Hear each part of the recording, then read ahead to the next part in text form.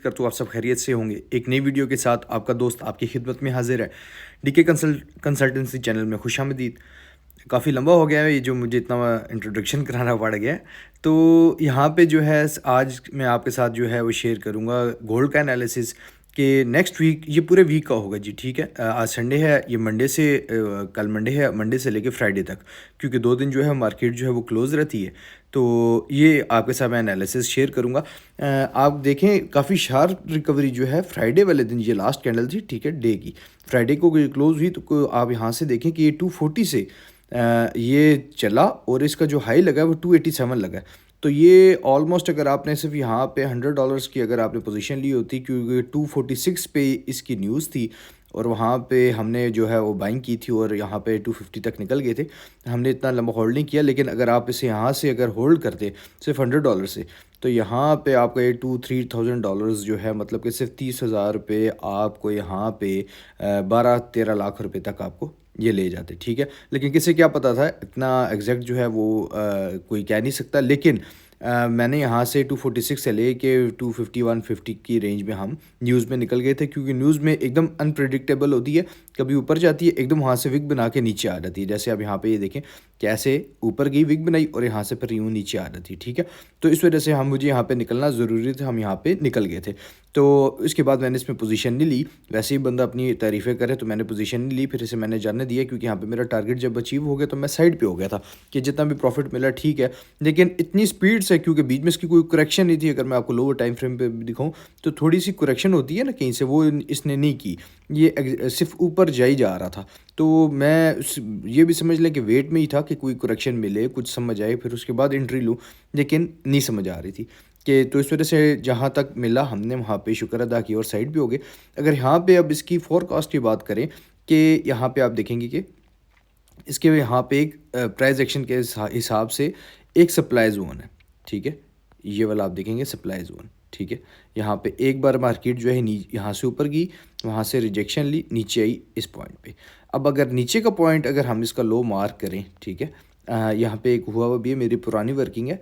तो इस तरीके से अगर आप देखें तो मार्केट जो है इस रेंज के अंदर चल रही है कि यहाँ से नीचे आई, इधर से टकराई, ऊपर गई, ऊपर से आके यहाँ पे टकराई, अब यहाँ से दोबारा ऊपर गई है।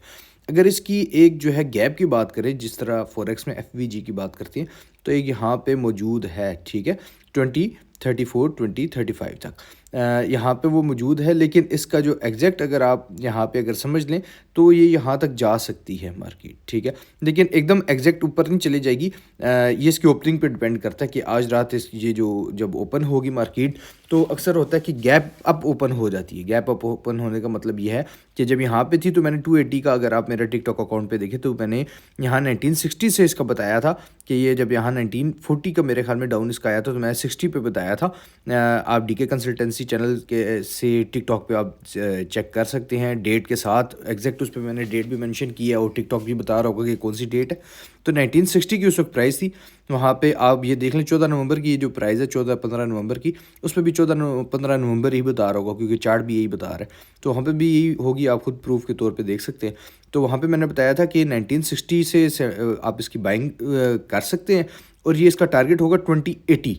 तो अब यहाँ पे ये देखें कि 2072 मुझे अच्छी तरह याद है, 70-75 के पास जो है इसकी क्लोजिंग हुई थी।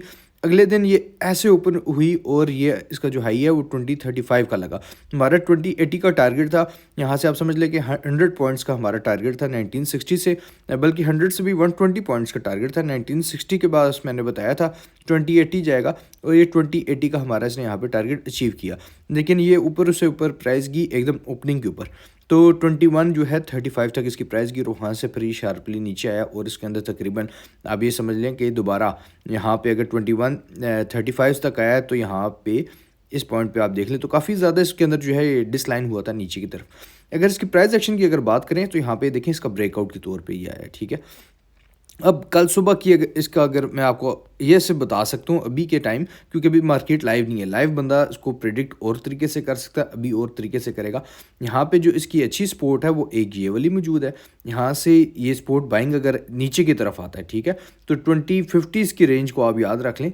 2060 से लेके 50 की रेंज जो है, यहाँ पे हम इसकी बेस्ट बाइंग का लेवल तलाश करेंगे। अगर तो ये यहाँ आती है तो फिर यहाँ से ये पुल बैक होगा और दोबारा 2085-80 तक ये दोबारा वापस आ जाएगा। तो मतलब कि आप यहाँ पे देख लें कि 300% नीचे से ये अप की तरफ मूव दे सकता है फिर, ठीक है। 60 से लेके 80 तक मतलब 20 पॉइंट्स 30 पॉइंट्स का आपको इजीली मूव इसका नेक्स्ट वीक में मिल जाएगा। अगर इसका दूसरी तरफ से अगर हम देखें कि इस तरीके से अगर आपको मैं बताऊं कि अगर प्राइस डायरेक्ट ही ऊपर जाती है तो हम वेट करेंगे इसके रीटेस्टिंग का। यहाँ से ऐसे भी हो सकता है, ऐसे होने के बाद थोड़ा सा नीचे लिक्विडिटी ले, फिर ऊपर आने के बाद ऐसे होने के बाद ऐसे। तो जो ये 2040 और 2060 तक यहाँ से ये 2140 और 2160, ठीक है, यहाँ से इन पॉइंट्स तक ये इजीली जा सकती है, गोल्ड की प्राइस जो है वो वहाँ तक जा सकती है। तो यहाँ पे अभी तक का जो आपको ये मैं बताऊँ, क्योंकि मैंने दोनों तरीके से बल्कि तीनों तरीके से देखे मार्केट इस वक्त जो है, अगर हाई टाइम फ्रेम पे देखें तो साइडवेज पे है, ठीक है, बिल्कुल साइडवेज में इस वक्त मार्केट। अगर आप थोड़े छोटे टाइम फ्रेम पे आएँ तो बिल्कुल यहाँ पे इस वक्त बुलिश है। देखिए यहाँ से कॉन्टीन्यूसली प्राइस जो है वो काफ़ी बुलिश तरीके से ऊपर गई है। तो यहाँ तक ये मार्केट जो है एक्सपेक्टेड है कि 2135, मुझे जो अपना पर्सनल लग रहा है, क्योंकि इस वक्त कोई भी ये नहीं बता सकता कि कल मार्केट गैप अप ओपन होगी या डाउन ओपन होगी। तो मुझे जो लगता है यहाँ से मार्केट जो है जिस तरीके से कैंडल बनी है, तो ये मैं सिर्फ एक आप ये समझ लें कि अपना एक्सपीरियंस के हिसाब से मैं बता रहा हूँ कि मार्केट गैप अप ओपन करेगी और ये 2120 के लेवल या 2110 के लेवल से वहाँ से फिर थोड़ा सा डिसलाइन होने के बाद वहाँ से अपनी रैली का आगाज़ आगे की तरफ करेगी। क्योंकि पीछे अगर आप इसके देखें ना तो काफ़ी शदीद किस्म का बुलिश ट्रेंड आ रहा है इसके अंदर। देखें यहाँ पे काफ़ी शदीद किस्म का था, इस तरह ऊपर आया और एकदम ऊपर गया। सेम लाइक यहाँ पे अगर आप देखें तो यहाँ पे शदीद बुलिश नहीं था, यहाँ पे बीच में करेक्शन करता हुआ आया, फिर करेक्शन करता हुआ नीचे आया, लेकिन यहाँ से अगर आप देखें तो एग्जैक्ट ऊपर गया, ठीक है। तो यहाँ से इसका टारगेट ऊपर की तरफ है, लेकिन अगर याद रख लें कि अगर इन केस ये नीचे आती है यहाँ से मार्केट, तो आपके पास 2050 2060 का एक लेवल है जहाँ पे आपको मेरे ख्याल में ये आपको ट्यूसडे तक ही आपको, अगर ये आया नीचे तो इस ट्यूसडे तक आपको मिलेगा। यहाँ पे फिर हम बेस्ट बाइंग लेवल जो है वो तलाश करेंगे, किसके लिए, यहाँ से ऊपर जाने के लिए। हमारा पहला टारगेट जो होगा वो सेम इसी का जो हाई होगा वो होगा यहाँ पे, क्योंकि ये देखें FVG अब बड़ी बन गई है ना। तो होता ये है कि अगर यहाँ से बड़ी रेड कैंडल अगर नीचे की तरफ आती है कल के दिन, अगर ये क्लोज करती है तो 2050 तक आएगी, तो 50 तक इसका ये ऑर्डर ब्लॉक होगा, यहाँ से हम इसमें एंट्री लेंगे।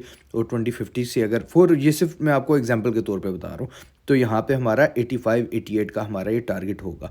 लेकिन होता है कि यहाँ से थोड़ी सी कैंडल ऊपर बनी, ऊपर गया, रीटेस्टिंग की, उसके बाद नीचे आया, तो वेडनेसडे का दिन आगे, यहाँ से फिर हम दोबारा बाइंग करेंगे ऊपर की तरफ। तो ओवरऑल जो है इसका ट्रेंड जो है वो बुलिश ही है, ये ऊपर की तरफ जा रही है। लेकिन यहाँ पे आपने ये याद रखना है कि सप्लाई जोन मौजूद है।